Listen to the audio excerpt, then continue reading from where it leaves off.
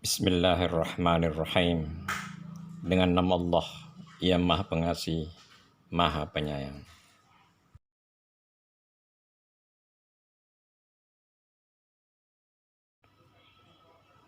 Golongan munafik. Pemetaan.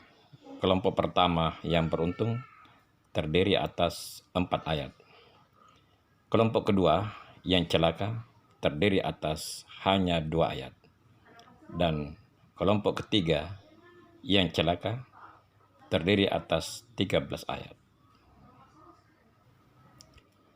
Pertanyaan, mengapa begitu banyak ayat untuk kelompok ketiga? Karena kelompok ketiga ini yang paling sulit dideteksi. Kita berpikir dia teman, tetapi kenyataannya dia adalah musuh. Dalam pepatah bahasa Indonesia dikatakan, musuh dalam selimut. Wa minan nasi may yaqulu amanna billahi wa bil yaumil akhir wa ma hum bimu'minin. Di antara manusia ada yang berkata, kami beriman kepada Allah dan hari akhirat, tetapi mereka sebenarnya tidak beriman. Yukhadi'una Allah walladzina amanu wa ma yahda'una illa anfusihum wa ma yash'urun. Mereka berpikir menipu Allah dan mereka yang beriman, tetapi kenyataannya mereka menipu diri sendiri, tetapi mereka tidak sadar. Menurut pikiran mereka menipu Allah dan kenyataannya mereka menipu diri sendiri, tetapi mereka tidak menyadarinya.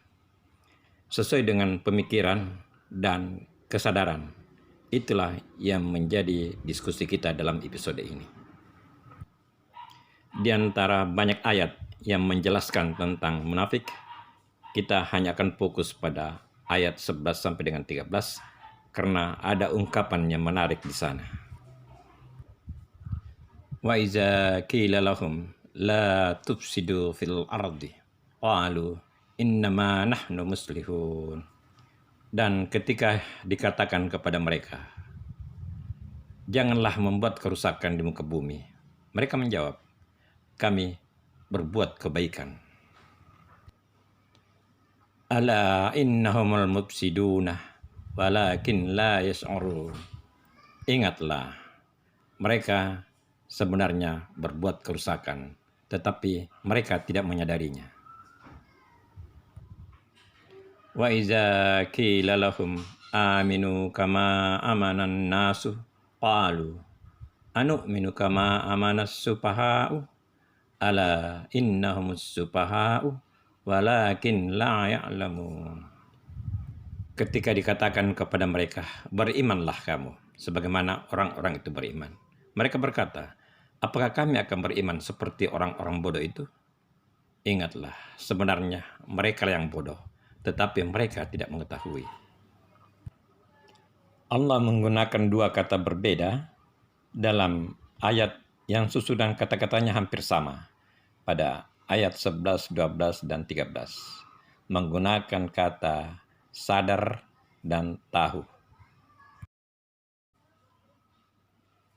Kata dasar alif lam mim memiliki arti mengetahui, mengajarkan pengetahuan atau mengirimkan pengetahuan, belajar atau mencari pengetahuan, dan seseorang yang mengetahui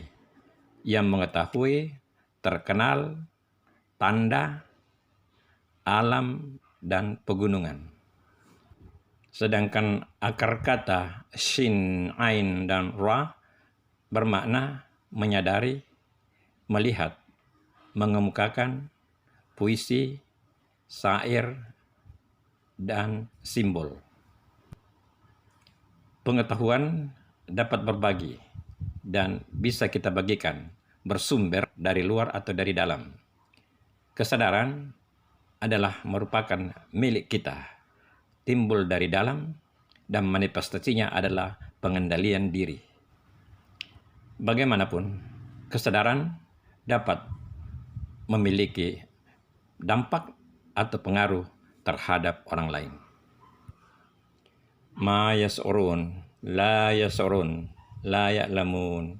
Jika kita memperhatikan dua kata ini, kesadaran dan mengetahui, dalam konteks kalimat-kalimat pada ayat 9, 12, dan 13, dapat dipahami bahwa masing-masing memiliki penekanan. Ma yasurun, mereka berkehendak menipu Allah dan orang-orang beriman. Tetapi kenyataannya tidak demikian. Mereka menipu diri sendiri, tetapi mereka tidak menyadari. Ini berarti kesadaran akan sikap dan tindakan telah terjadi. Tidak hanya dalam tatanan pemahaman, tetapi mereka telah melakukan tindakan atau aksi. Kenyataannya, mereka telah membuat kerusakan, tetapi mereka tidak menyadari. Mereka telah melakukan pengrusakan. Mereka berpikir bahwa orang-orang beriman itu bodoh. Kenyataannya, mereka yang bodoh, tetapi mereka tidak mengetahui. Penekanannya pada pemikiran, sesuai dengan pemikiran mereka yang ternyata salah. Penekanannya pada kesalahan berpikir.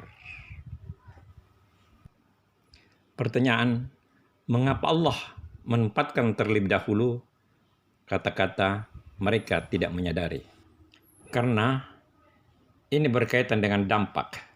Seseorang yang salah paham kemudian bertindak memiliki risiko lebih besar ketimbang dengan yang salah paham tetapi belum bertindak.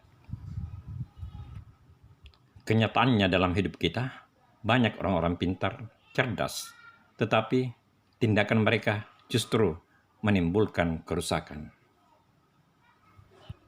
Ada beberapa pengusaha hutan yang memerintahkan menebang pohon tanpa batas. Ia menganggap telah melakukan sesuatu yang baik untuk perusahaan dan pekerjanya, menjadi pembayar pajak. Kenyataannya, ia merusak lingkungan.